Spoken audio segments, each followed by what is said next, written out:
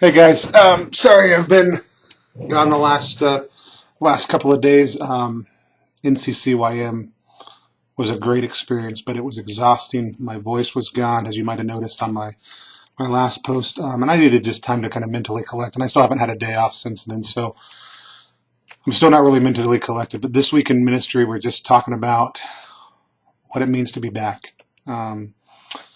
It's hard when we go away like that. We get our youth ministry fix. We're with the people who we love so much because they're so passionate about the same things that we are, celebrating all the best things about the ministry work that we get to do, being encouraged and inspired by the leaders in our field, and being having grace poured out on us, not just by Christ, but letting it flow and overflow off of one another. And we come back into Parish and we have to fill out reimbursement forms and deal with the fact that while we were gone, things didn't go exactly right. And somebody asked me the other day which one I like better, traveling ministry or parish ministry, and I wouldn't trade parish ministry for the world.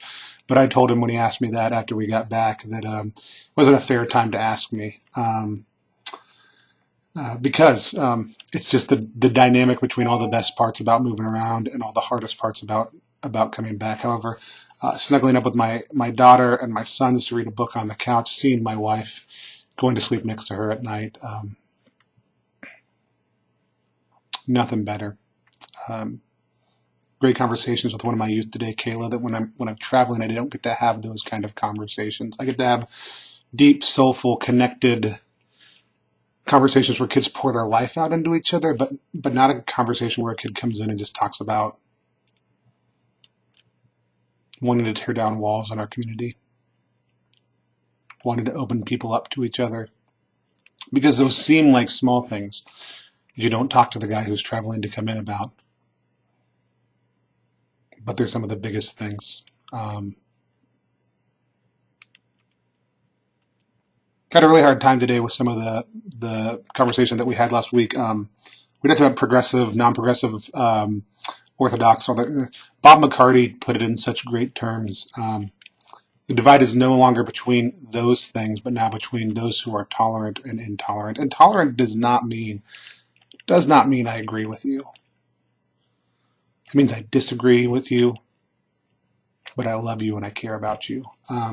Tolerance cannot exist because when you agree with him, because that's just agreement. It's not tolerance. Saw some things online today that really challenged me in that area, and tried to find a way to connect with those people off of a public forum and just ask them some questions, and there were none. And so I left that situation still frustrated, but inspired to go out and connect with some of my youth who were addressing some of those issues. And for those of you guys who don't know, today in Washington State, gay marriage license started being put out, so a lot of it centered around that, and I'm wholeheartedly with the church on what we teach, but these people presented it in an unkind way. And I don't mean they presented it in a way that wasn't nice, because I don't care if we present it in a way that's nice, frankly. But there's a big difference between not being nice and being unkind, and love is kind.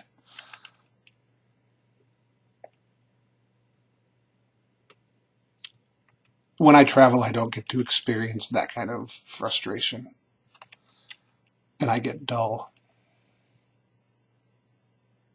We've got to sharpen each other. So here's my question to you. Sorry, really rambly. Still collecting my thoughts. Now that you're back, like iron sharpens iron, so one man sharpens the countenance of his brother. How are you sharpening yourself? What are you banging up against? Who in the church do you love enough to beat on each other until you both get sharper, until you're both better at what you do? We were out and celebrated how great we are. Now it's time to come back and dig in and talk about all the great things we need to move to. I'm looking forward. Tomorrow I get to do the tech check for all the blueprint stuff. Hope you guys join us next Tuesday for that conversation. Glad to be back. God bless.